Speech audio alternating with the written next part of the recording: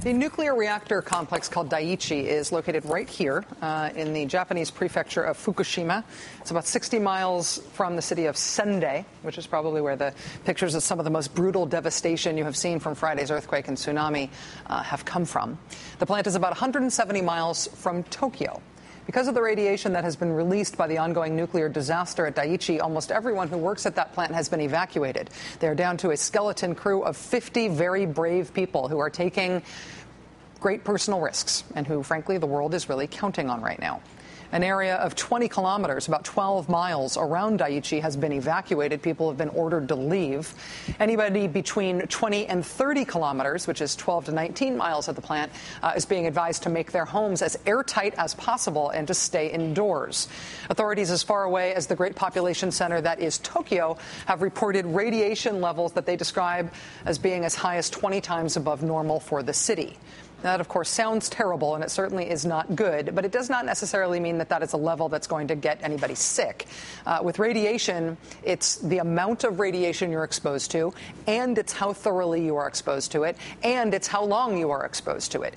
I mean, you wouldn't want to go around being constantly chest X-rayed every day of your life, but the fear of radiation exposure from one chest X-ray is not going to stop you from getting one if your doctor says you need it. It is worth understanding what is worth worrying about and what is not worth worrying about. And for people in Japan, it is worth doing what they can to prevent unnecessary significant exposure. For example, out of a desire to limit people's exposure to radiation in Japan, there were warnings today that accompanied the latest forecasts there for rain or snow in parts of that country. On Japanese television, people who live near the Fukushima reactors were warned to keep their bodies covered up, to not let rain or snow touch their skin. There are really three things to consider about the way that radiation is moving around Japan. One is, of course, just how much of it there is. There is just concern for the sheer amount of radiation that's going to end up in the atmosphere. That's why everybody is still focused on what is still happening at Daiichi. The second concern is which way the wind is going to blow the radiation. Literally, how is the weather going to deliver the radiation around Japan or off of its coast? The third concern now is not just about the shutdown nuclear reactors at Daiichi, but also having those spent fuel rods emitting radiation that in some cases may be spread by fire. Is that radiation source from these spent fuel rods a quantitatively or qualitatively new concern today?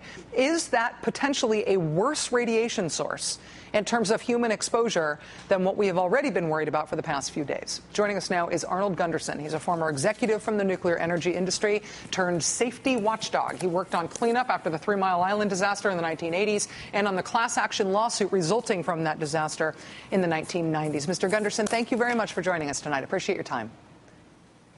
Hi, thank you for having me. Are these latest leaks associated with this number 4 reactor potentially more dangerous than the leaks from the other 3 shutdown reactors? Are the radioactive particles released from a damaged spent fuel rod worse than what's released from damaged fuel rods in a reactor that's just been shut down? The damage from the fuel rods has long-lived isotopes.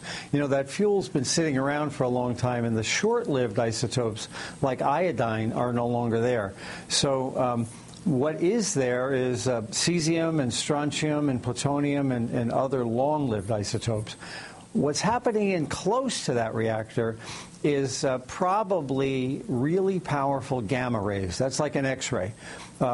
But when the fuel rods burn or when they become volatile, like Dr. von Hippel said, when that happens, now particles are released.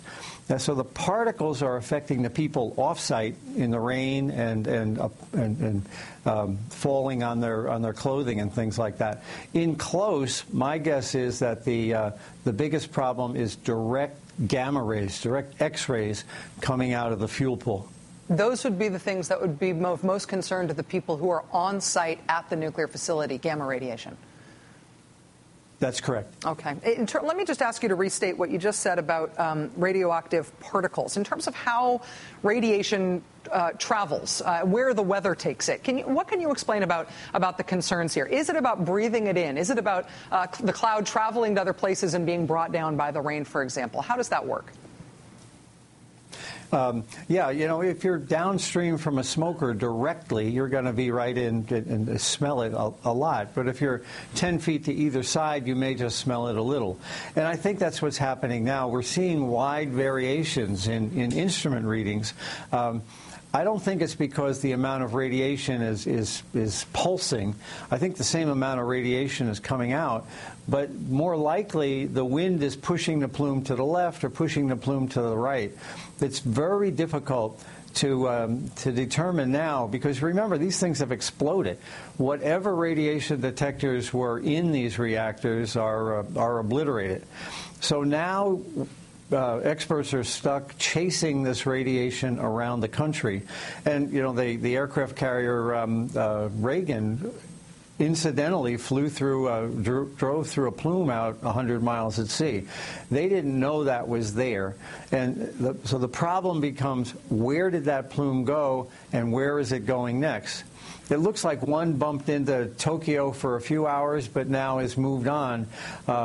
And the question is, where should they put the radiation detectors to give them the best idea about the magnitude of this problem? If we could get better at tracking it, and that may happen over time, that may happen as more resources are devoted to that. Energy Secretary Stephen Chu talked a little bit about that today in Congress. If we could get better at figuring out where these plumes were and where they were going, what could we do about it? Or is it just a matter of offering us warning and telling people to get out of the way if they need to? Well, it would definitely affect radiation and evacuation planning. If there's one good thing that's happened in this event, most of the wind has been offshore.